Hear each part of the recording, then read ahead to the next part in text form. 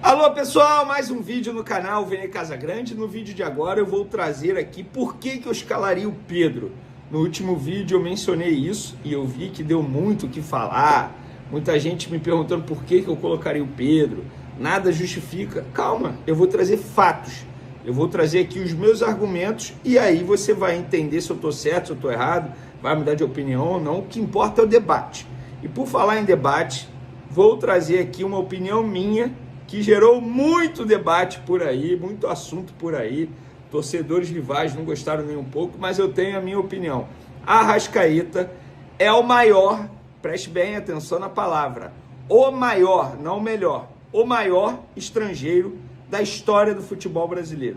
E eu também vou trazer fatos, números, são os meus argumentos, para tentar comprovar aquilo que eu estou falando aqui agora. E aí você aí do outro lado, seja você flamenguista ou não, você vai concordar, discordar, mudar de opinião ou não, mas eu vou trazer fatos. E aí você vai entender por que eu estou falando isso. E também vou trazer uma atualizaçãozinha da negociação envolvendo a renovação de contrato do Felipe Luiz. Isso tudo agora!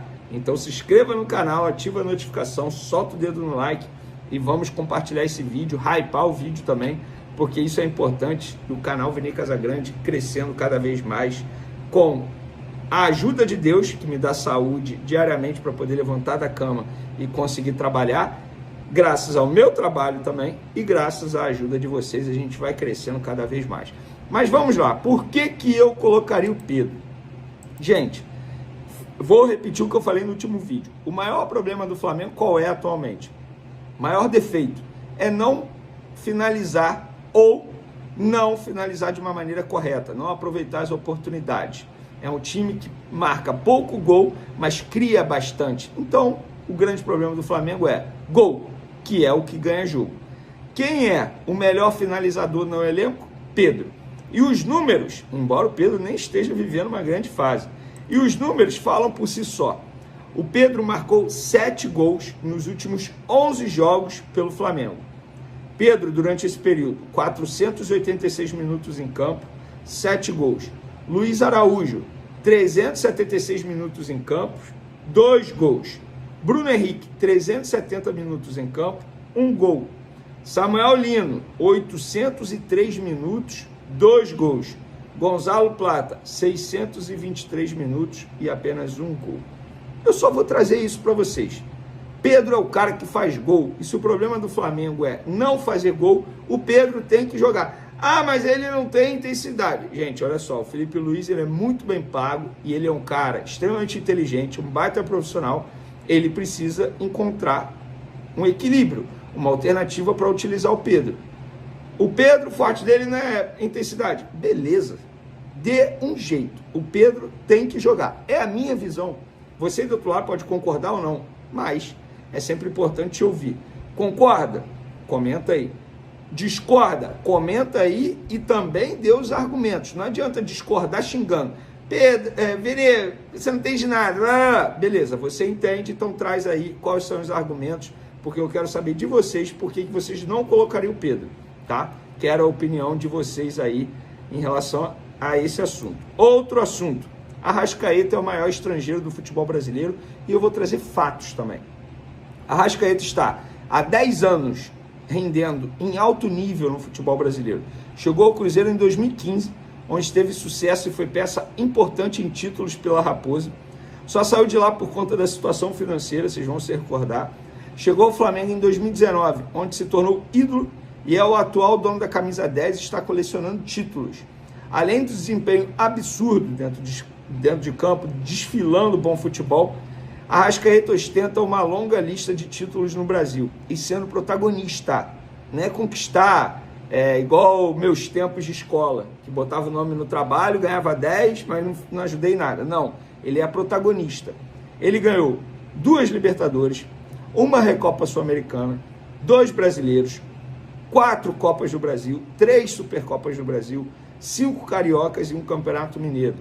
Além disso, 525 jogos durante esses 10 anos no futebol brasileiro, 141 gols, 124 assistências. E mais um ponto que é importante e precisa ser dito. Ele está usando a camisa 10, a camisa mais importante do Flamengo, da história do Flamengo. E pós-Zico, ele é o maior camisa 10 do Flamengo. Pós-Zico, o maior, não o melhor. Porque teve Adriano, teve, enfim, Ronaldinho Gaúcho, jogadores também que a gente precisa respeitar, que jogam muita bola. Em cima desses fatos aqui, vocês não concordam comigo?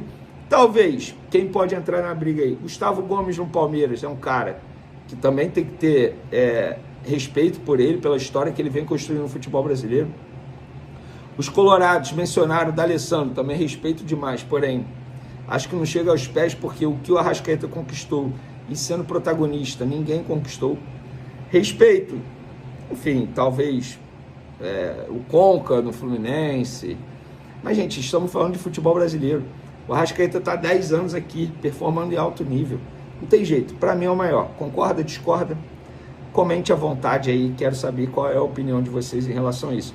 E vou deixar claro, maior é diferente de melhor. Melhor teve o Suárez, melhor teve, mas quem? Teve mais gente melhor aí, o próprio Seedorf jogou, foi cracaço da bola, enfim, teve mais gente aí.